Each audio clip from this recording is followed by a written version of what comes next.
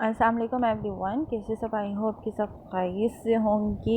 आज का जो हमारा टॉपिक है वो है पॉलिटिकल साइंस के हवाले से क्वेश्चन डिस्कशन करेंगे, जो कि मैंने आप लोगों को गेस्ट पेपर सेंड किए थे ईडीए पार्ट 1 के।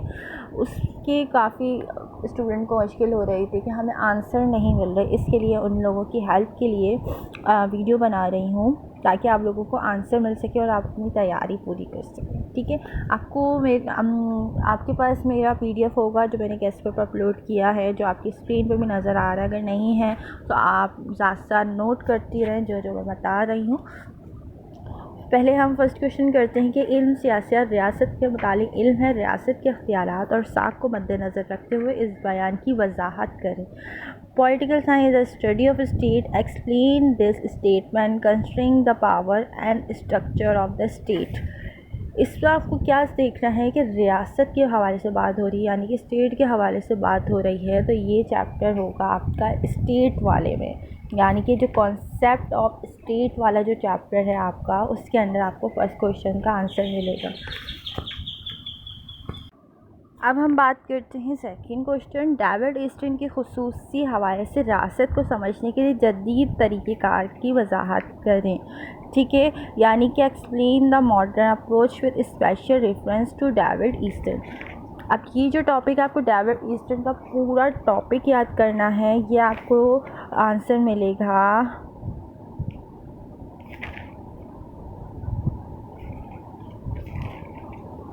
5वें वाले बाब में, यानी कि जदीद सियासी तस्वीरात। आपको इंग्लिश मीडियम में बता देती हूँ।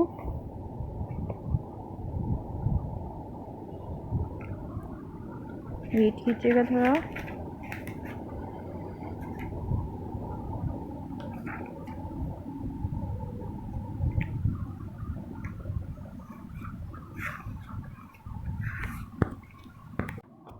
फिफ्थ वाले जो बाप है, जहाँ पे लिखा हुआ है आप लोगों का जो टॉपिक है वो है सियासी निज़ाम, यानी कि पॉलिटिकल सिस्टम के अंदर ही इसका 2 पार्ट है। तकाबली सियासत में ईस्टर्न का हिस्सा, यानी कि constitution of eastern and element in comparative politics. ठीक है, इस वाले टॉपिक पर आपको डेविड ईस्टन के हवाले से मिलेगा। आपको पूरी डिटेल से ये याद करना है। इसके जितने भी टॉपिक है आपको शॉर्ट करके याद करना है, लेकिन लिखना आपने सब कुछ है।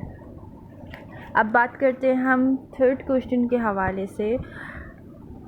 नज़रिए हकूक़ की तारीफ़ करें और कौमी रियासतों में बुनियादी हकूक़ के तस्वुर को बयान करें।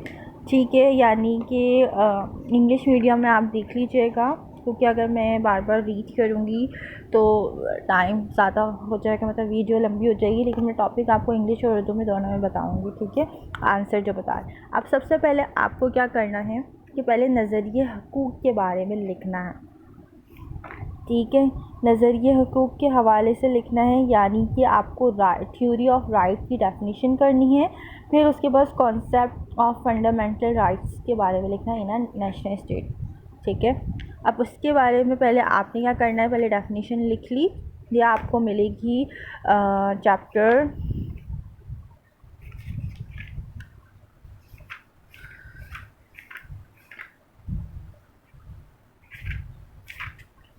इंसानी हकूक़ वाले में, ह्यूमन राइट्स में आपको ये टॉपिक मिलेगा जहाँ पे लिखा हुआ है ना हकूक़। हकूक़ यानी कि राइट्स जो है आप लोगों के, वो आपको लिखना है। वो नज़रिया हकूक़ वही हैं, ये नहीं कि आपको नज़रिया हकूक़ की अलग से डेफिनेशन हो। हकूक़ लिखा हुआ है तो उसकी यही डेफिनेशन आपको लिखनी है। उसके बाद आपने बुनियादी हकूक़ लिखने हैं इसके,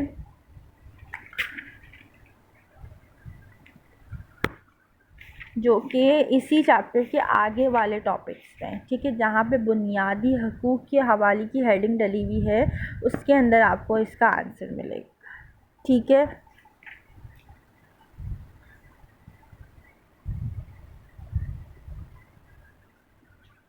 अब आते हैं हम फोर्थ वाले में। तो फोर्थ वाले में जो है, मार्क्सियत सियासी नज़रिए को कम और इक़्तिसादी नज़रिया ज़्यादा है, तबसरा कीजिए। तो ये वाला आंसर आपको मैं आपको बता रही हूँ साथ साथ कौन कौन से चैप्टर में है।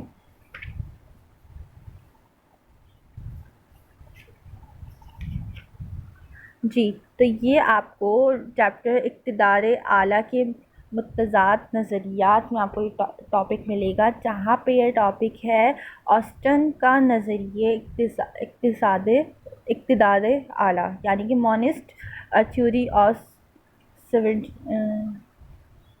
सेवेंटी। ठीक है, ये वाला टॉपिक है जहाँ पे लिखा हुआ है ऑस्टन का नज़रिया इक़्तिदार, इसका यही आंसर है। ठीक है, यानी कि मॉनिस्ट थ्योरी ऑफ। ठीक है, अब आते हैं हम फिफ्थ वाले में, जो लिखा हुआ है कि इल्म सियासत में अल-मावर्दी की खिदमत को नज़रिए इमामत की खुसूसी हवाले से बयान करें। ठीक है, तो इसका आंसर आपको मिलेगा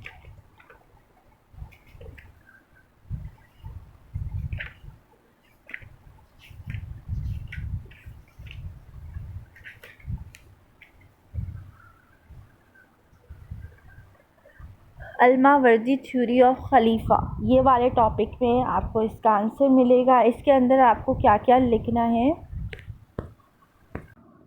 इसमें आपने ये बारे में लिखना है, यानी कि अल-मावर्दी का जो खलीफा है, थ्योरी ऑफ खलीफा, इसके बारे में नज़रिया खिलाफत, इसके पूरे डिटेल में लिखने हैं। हर हेडिंग को लिखना है, पूरा टॉपिक आपको शॉर्ट करके लिखना है ताकि ये सारी हेडिंग्स कवर हो जाएं। ठीक है, अब उसके बाद आते हैं हम सिक्स वाले में, जदीद रियासत में मुकन्ना के फ़राइज़ से बहस करें और इसकी हिंद की वजाहत करें।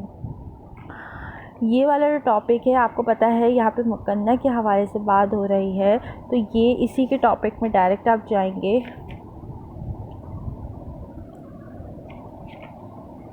तो आपको वहाँ से मिल जाएंगे, यानी कि लेजिस्लेटर वाले लॉ मेकिंग डिपार्टमेंट वाले टॉपिक में आपको इसके आंसर मिल जाएंगे। कुछ टॉपिक ऐसे होते हैं जो कि इंडेक्स में आपको नहीं मिलते, आपको जैसे कि मुकन्ना यानी कि लेजिस्लेटर वाले मैंने टॉपिक खोला, उसके अंदर आपको इसके फ़राइज़ और सारी मिल जाएंगे। ठीक है, तो आप जब ये चैप्टर खोलेंगे टॉपिक, तो उसके बाद आपको आगे पेजेस में जाके आपको इसकी हेडिंग मिलेगी। वैसे ही हेडिंग मिली हुई नहीं होती, आपको कुछ टॉपिक जस्ट नाम से ढूंढने होते हैं। ठीक है, कुछ टॉपिक ऐसे होते हैं जिसके आपको जस्ट नाम देखने होते हैं ना, आप वो हेडिंग आप खोलें, जैसे फॉर एग्ज़ाम्पल यानी डेविड ईस्टर्न के बारे में, उसके आगे उसकी डिटेल नहीं है, फॉर एग्ज़ाम्पल उसके फ़राइज़ अगर कुछ है तो नहीं लिखे हुए, तो आपने डेविड ईस्टर्न का टॉपिक खोलना है, उसके आगे आप पेजेस करेंगे तो उसके आगे आपको टॉपिक मिल जाएगा। क्योंकि कुछ टॉपिक इंडेक्स में नहीं होते, आपको टॉपिक खोलने के बाद ही मिलते हैं। ठीक है, अब हम आते हैं सिक्स्थ वाले क्वेश्चन में। सिक्स तो हो गया, सॉरी, सेवन में कि जमहूरियत क्या है, इन शराइत से बहस करें जो एक कामयाब जमहूरी निज़ाम के लिए ज़रूरी है। ठीक है, यानी कि what is democracy, explain it, existential condition which are necessary for a successful democratic system. अब इसमें आपको क्या डिटेल, आपको जस्ट दो बातें पूछी गई है, लेकिन सवाल इतना लंबा है, लेकिन जस्ट आपको दो कुछ बातें पूछी गई हैं। क्या क्या, जमहूरियत क्या है, यानी कि आपको जमहूरियत की डेफिनेशन लिखनी है, यानी कि डेमोक्रेसी की डेफिनेशन लिखनी है, और इनके शराइत लिखने हैं जो कि आपकी बुक में मौजूद हैं। अगर आप खोलें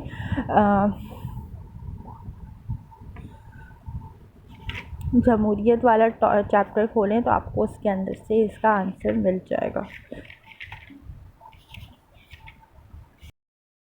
ठीक है, जमहूरियत अमरीत यानी कि डेमोक्रेसी और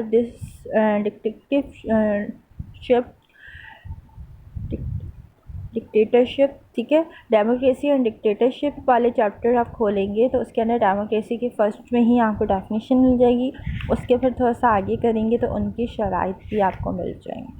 ठीक है, अब हम आते हैं ईट वाले चैप्टर में। उसमें लिखा हुआ है कि इल्म सियासत की तारीफ़ करें, नीस इनकी मुताल्लिक़ के मुख्तलिफ़ तरीक़ेकार की वजाहत करें।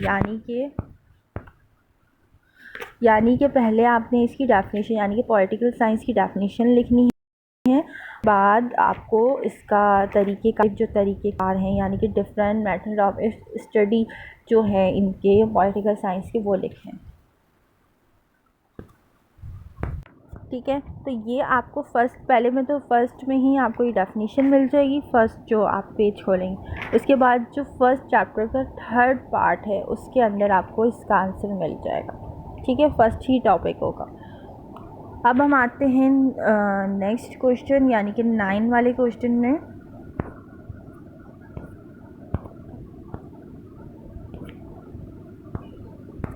नाइन क्वेश्चन है, अफलातून की मिसाली रियासत और सेंट ऑगस्टाइन की मजहबी रियासत की वजाहत करें।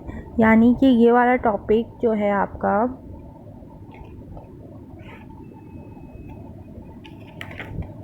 पहले मैंने आपको क्या कहा था, आपकी पूरा टॉपिक आपके पास नहीं हुआ तो आपने क्या देखना है कि अफलातून के बारे में। अफलातून कौन से पेज में है, आपने वो पेज खोला,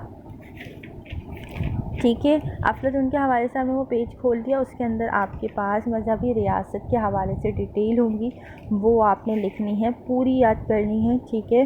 और बाकी जो भी आप अपने हिसाब से शॉर्ट करना चाहें इतना शॉर्ट कर लीजिएगा कि आपकी एग्ज़ाम कॉपी जो होती है उसकी 4 या 4 आप इस हिसाब से शॉर्ट कीजिएगा, पता चले कि आप 10 मार्क्स के हवा का शॉर्ट करके याद कर लें और आपको 20 में से 10 भी ना मिलें। इसलिए 10 क्वेश्चन जो है वो है, इल्म सियासत रियासत से शुरू होता है और इसी पर ख़त्म होता है। इस इल्म की नौइयत और वसाअत को मद्देनज़र रखते हुए इस बयान की वजाहत करें। इसमें 2 क्वेश्चन है, अगर आप देखें।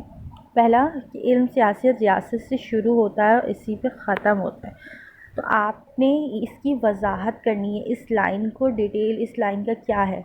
अब इसमें आप कह रहे होंगे कि हमारे पास तो ये आंसर नहीं है, तो आपने क्या देखना है कि रियासत के हवाले से, यानी कि जो रियासत यानी कि स्टेट के हवाले से पूछा गया है, तो आपने स्टेट का चैप्टर खोलना है,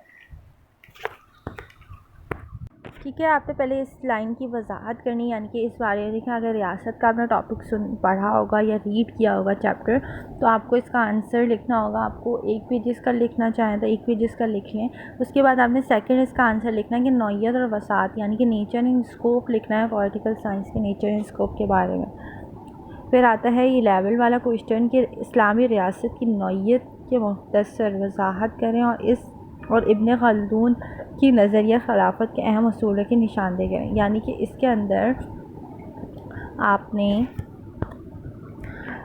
इसमें इब्न खल्दून के बारे में बात की जा रही है। इब्न खल्दून, तो आपने सबसे पहले क्या ढूंढना है, इब्न खल्दून का नज़रिया खिलाफत, ठीक है। आपने पहले तो ये चैप्टर ओपन करना है। इसके अंदर पहले आपसे पूछा गया है कि इस्लामी रियासत की नौइयत को मुख्तसर वजाहत करें, यानी कि पहले आपने इस्लामी रियासत के हवाले से शॉर्ट सा डिफ़ाइन करना है, यानी कि explain the nature of the Islamic polity, ठीक है। आपने पहले ये थोड़ा सा एक्सप्लेन करना है, उसके बाद आपने इब्न खल्दून की नज़रिया खिलाफत के बारे में लिखना है, ठीक है। अब इब्न खल्दून अगर आप टॉपिक खोलेंगे अब तो उसके अंदर ही आपको मिल जाएगा। जहाँ तक इस्लामी रियासत के हवाले से बात है, तो जो दूसरा बाब है यानी कि रियासत के तसव्वुरात, यानी कि कॉन्सेप्ट ऑफ स्टेट वाला जो चैप्टर है, अगर आप वो खोलेंगे तो उसमें इस्लामी रियासत के बारे में लिखा हुआ है, आप शॉर्ट सा उसमें लिख सकते हैं। उसके बाद हम आते हैं इब्न खल्दून के हवाले से, तो वो आपने ये टॉपिक खोला, ये आपको तीसरे बाब में यानी कि खिलाफत वाले में मिलेगा।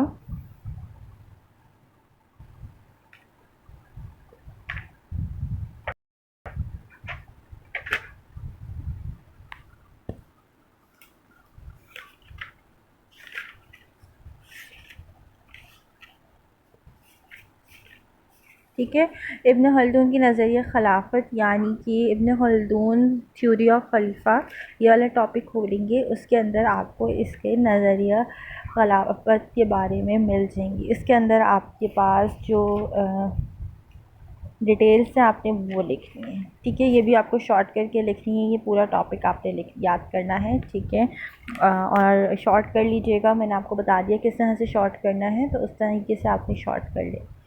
अब यहाँ पे आता है 12 क्वेश्चन कि वफाकी तर्ज हुकूमत में अदलिया को एक अहम काम हासिल होता है, बहस करें। आपने इस लाइन की बहस करनी है, तो इसमें आपको साफ नज़र आ रहा है, इसमें अदलिया के हवाले से बात की जा रही है, अदलिया वाला टॉपिक खोलना है।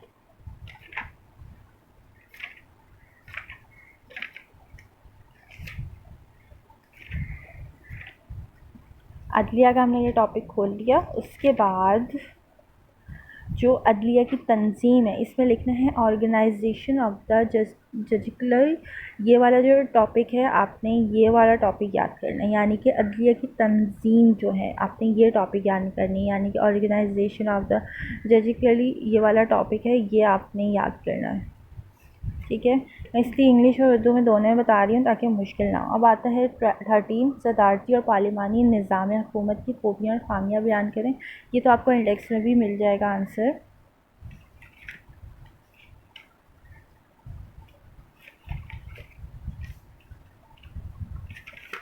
ये वाला है आंसर आपको मिलेगा।